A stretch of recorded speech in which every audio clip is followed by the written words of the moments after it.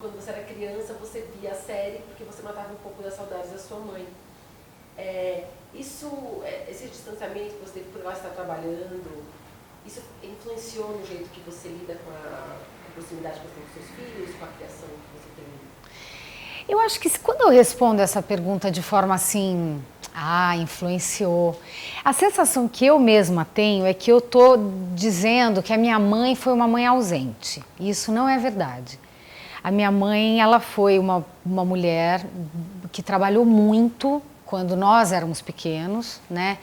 Mas ela se fez presente de formas assim inacreditáveis. Quando eu falo de rodar os pratos, eu acho que a minha mãe rodou os pratos muito bem. Eu acho que a minha mãe é uma grande malabarista, para falar a verdade, mais do que uma excelente atriz, assim, porque é uma pessoa que soube rodar, uma mulher que soube rodar pratos. Então isso é muito interessante, a forma como ela passou isso para mim, para os meus irmãos. É que meus irmãos não foram ser atores, né? Eu fui a única que resolvi olhar esse negócio e seguir essa trilha. Então eu acabo vivendo uma história parecida com a história, com os meus filhos, a história que ela viveu. Então eu sentia saudade. Qual é o filho que não sente saudade da mãe? Muitas vezes ela está presente, ela está em casa, só que ela tem os compromissos dela, como toda mulher tem, as crianças vão para a escola, e essa é uma relação que vai ser uma relação sempre muito simbiótica. Muito, é uma relação que quando você não está com a sua mãe, você sente falta dela, entendeu? E vice-versa. Então eu não colocaria dessa forma, eu colocaria assim, eu tive a minha história, eu vivi a infância que a minha mãe pôde proporcionar, sendo atriz, trabalhando fora, e eu lá na minha vidinha e tal, e agora eu estou vivendo a minha história com os meus filhos, mas sem culpa, nada, sem transferências, eu não transfiro, sabe, nada para minha mãe, não, olha, você foi ausente, nunca, essa DR nunca tivemos, até porque, né, qual é a mãe que não sente culpa, qual é a mãe que não erra, que não acerta também, a vida é uma loucura, assim, a coisa está se repetindo e tá todo mundo vivo. Perfeito. O papel da Maria Eduarda foi um papel marcante. E naquela época, hoje em dia a gente fala de bullying, a gente fala de haters.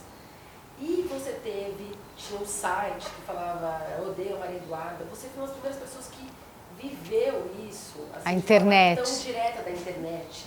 Eu queria saber como você se sentiu, porque hoje em dia isso é muito falado, as pessoas identificam quando há um abuso, quando há uma coisa mais pesada. Eu queria saber, naquele momento que isso era mais novo, como você se sentiu e lidou com isso? Então, acho importante dizer que a internet naquela época não tinha a força que ela tem hoje também, né? Ela tinha lá o seu lugar, mas não era um lugar onde as pessoas iam e falavam e se expressavam e brigavam e chipavam. Não tinha, era um outro momento, entendeu? Então, assim, a proporção... É engraçado, porque a pergunta, quando ela é feita hoje, ela tem a proporção de hoje, não da época. Em nenhum momento eu parei para falar assim, meu Deus, estou sendo... Para mim era uma coisa até engraçada, era uma expressão que estava acontecendo e que em momento algum me colocou numa situação, né? Hoje seria, talvez tomasse uma proporção enorme, mas eu também tenho a sensação que as pessoas hoje, elas já, justamente por isso, por poderem se expressar tanto, elas já sabem separar um pouco também melhor, né? Uma coisa da outra, enfim. Eu acho assim, Eduarda foi uma personagem que ela tinha uma trajetória muito interessante, porque ela precisava ser essa pessoa para justamente fazer a curva que é a trajetória do herói, né, digamos. Todo personagem tem essa curva. E ela precisava desse momento para amadurecer, virar uma menina bacana, nananã. Só que eu acho que demorou. Demorou um pouco, assim, para ela começar a ter... Ela começou a virar essa mulher mais madura 3 meses antes de acabar a novela, entendeu? Mas mesmo assim, ela conseguiu e ela foi, enfim, super querida. Bom, de qualquer forma, é uma personagem muito especial na minha vida, mas essa personagem, sem querer contar muito a minha idade, ela já tem ela tem muitos anos na minha vida, ela tem 20 anos. É muita coisa, né? Então, é um passado tão distante, assim, sabe? Para mim, eu já vivi tanta coisa, eu já amadureci tanto, eu já cresci tanto que é muito louco, assim, até quase falar da Eduarda, sabe? Mas eu entendo que as pessoas gostem da novela, foi um sucesso estrondoso, né? E eu acho bacana ter participado desse momento da TV. Eu lendo em retrospectiva, então, é uma experiência positiva. Você não acha que talvez o papel tenha te marcado de alguma forma? Sim, marcou, mas você vê como positivo? Sem dúvida, eu vejo como positivo. Isso faz parte, assim, é um degrau da minha vida, como depois veio outro, e outro, e outro, e outro. Eu acho que tem uma coisa que acontece muito, eu acho, na vida das pessoas que se expõem, obviamente, né? Claro que provavelmente tem um fato na vida de todo mundo que é como se esse fato meio que definisse um pouco essa pessoa, né?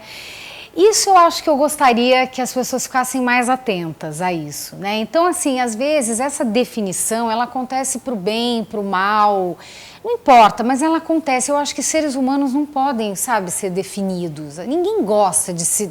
Nada nos define, entendeu? Nada deveria nos definir. Ah, isso te define, você é isso. E acabou. Não.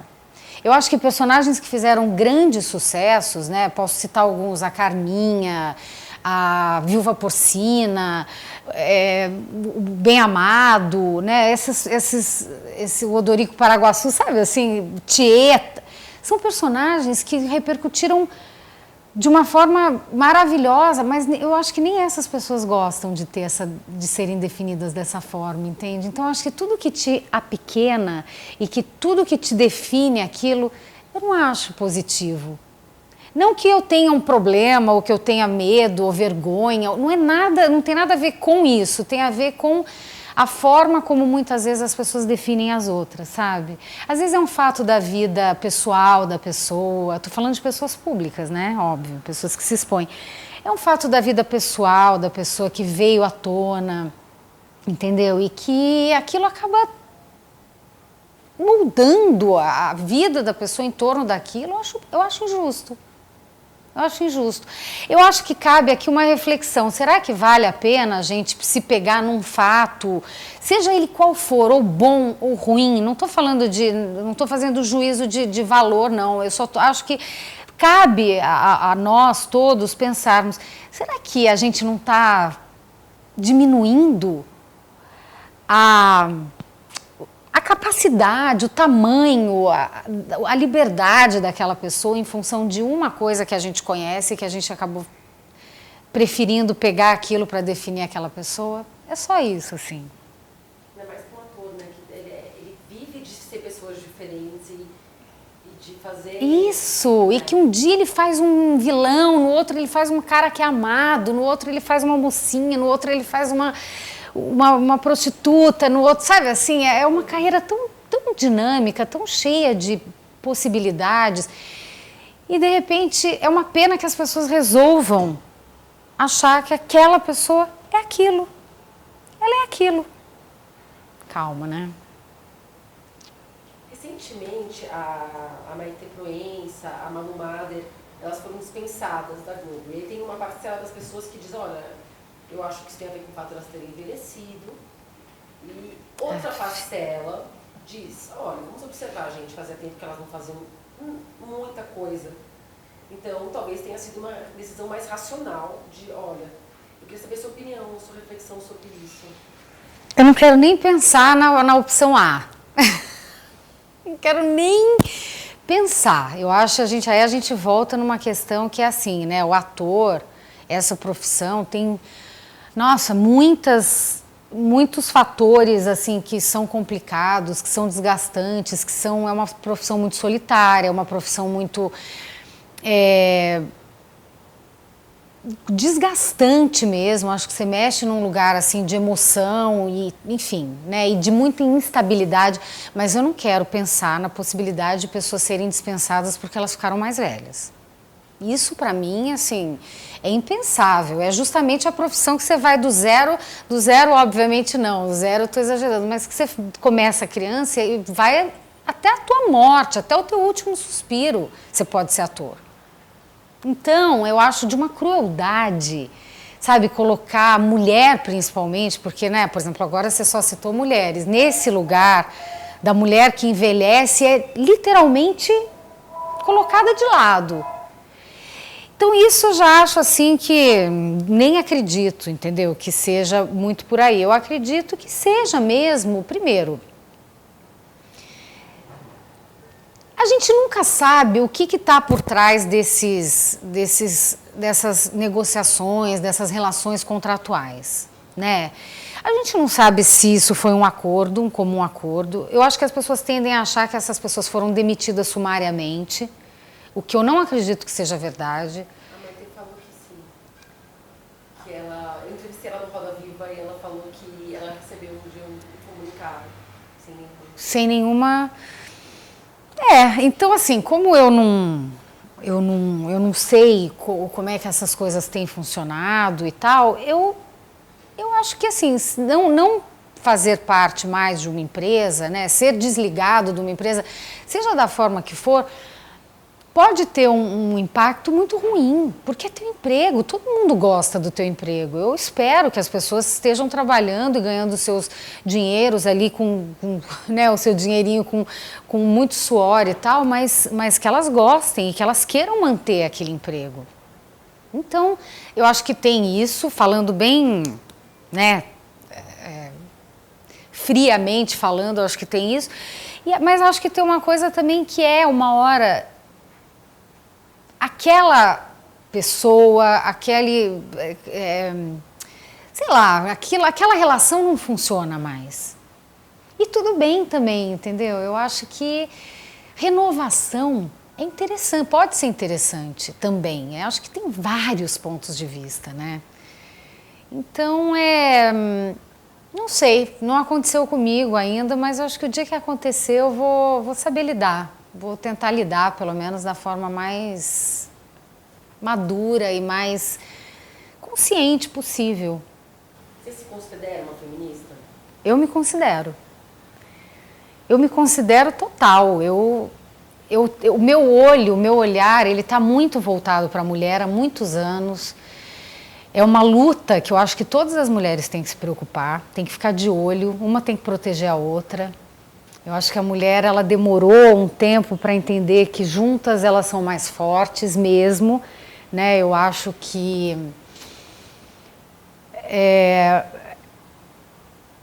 vamos se unir e vamos se apoiar, entendeu? Eu acho que o feminismo, quer dizer, a mulher que olha para outra mulher, que gosta da outra mulher, sabe? Que sabe para onde ela está caminhando. Esse é o melhor papel que ela pode fazer, apoiar as outras mulheres. E assim, nesse movimento, cria-se uma geração mais amorosa, mais generosa, mais pronta para entender as diferenças, pronta para lutar contra a intolerância. Então não é um movimento onde a mulher ela só precisa brigar pelos direitos dela, é um movimento onde a mulher ela é a protagonista no sentido de lutar contra a igualdade, vamos se unir todos, né? Vamos abrir a cabeça e vamos ter mais liberdade, humanamente falando. Eu queria falar sobre um assunto que ele é delicado, mas tem muita gente se posicionando, a última capa da Marie Claire sobre isso, do aborto.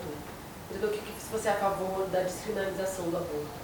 Eu sou a favor da mulher ter total liberdade e respeito por si mesma, pelo seu corpo, pelas suas vontades e pelo seu momento atual. Eu acho que essa é uma questão muito delicada que envolve coisas que estão acima da nossa capacidade até de dar uma opinião, porque isso envolve leis, envolve toda uma questão muito burocrática, mas eu sou a favor de que a mulher pudesse ela saber o que é melhor para ela mesma. Não achei em quem você votou nas últimas eleições. Eu queria ver se você votou no Aécio. Estou te perguntando. Eu dei um Google e não achei de fato, por isso que eu estou te perguntando. Mas você sabe por que você não achou? Porque eu não abro o meu voto. Você não abre o seu voto? Não abro, é um direito meu e eu preservo esse direito. Todo mundo acho que concorda, né, que não tem nada estável nesse país nesse momento, é um caos. E mais uma vez eu acho que eu posso dizer que acho que a gente está no olho do furacão e que uma hora, um dia, a história vai contar o que a gente está vivendo hoje, entendeu? Mas acho difícil a gente querer definir, porque é tanta coisa, é um momento tão indefinível que eu acho uma loucura. Eu acho que quanto mais as pessoas se debatem com a questão de querer definir o que é isso e o que é aquilo, mais elas se perdem numa coisa que é muito maior. Que é um problema muito maior, o buraco é muito mais embaixo, um problema muito mais antigo. E que eu acho que, assim, isso não estou querendo dizer com isso, não, que eu vá me omitir ou que eu vá esperar sentada, entendeu, no sofá da minha sala, vamos ver o que vai acontecer. Não, não é isso. Eu continuo agindo como cidadã, querendo o melhor para o meu país. Eu tenho filhos, eu quero que os meus filhos tenham filhos, eu quero ter netos. Eu tive uma experiência fora, num país que politicamente tem milhões de problemas, mas funciona, existe dignidade, entendeu? Na vida dessas pessoas. As pessoas pagam impostos, os impostos voltam em forma de educação, em forma de saúde, em forma de transporte público. Então, eu tenho um lugar de cidadã para mim, que ele existe, que ele é ativo e que o que eu não faço é subir no palanque. Eu não acho que ator tem que subir em palanque, eu não acho que ator tem que, da dia para a noite, se transformar em filósofo, em sociólogo. Não acho. Eu acho que, assim, por ser uma pessoa pública, eu posso ter as minhas opiniões, mas eu não me sinto na obrigação de dividir isso com todo mundo o tempo todo. Agora, eu me sinto, sim, na obrigação de contribuir para o meu país, de alguma forma. E isso eu sei que eu faço. Sabe, isso eu sei que, assim, do meu jeito, né, a gente sabe que tudo que você faça hoje ainda tem muito por fazer, mas, assim, do meu jeito eu sei que a minha preocupação é essa. Não é partido, não é nada, é um país mais justo, assim, mais digno. Você fala que atores, que você tem essa opinião, é uma opinião até, eu acho muito interessante, do ator não ter essa obrigatoriedade de se posicionar, que parece que hoje em dia todo mundo está entrando. Mas a sua mãe é uma pessoa que se posiciona abertamente há um tempo já. E eu queria saber o que você acha disso. Eu acho que faz parte do momento dela, da geração dela. Acho que a minha mãe viveu coisas que eu não vivi, que a minha geração não viveu, né? É uma geração hoje que não é uma geração politizada. Eu não sou de uma geração politizada, eu não vivi a ditadura. Quando eu nasci, a ditadura já tinha acabado, entendeu? Ou estava acabando, enfim. Então, eu acho que são movimentos de gerações que acontecem porque as pessoas elas têm essa necessidade de sobrevivência mesmo, né?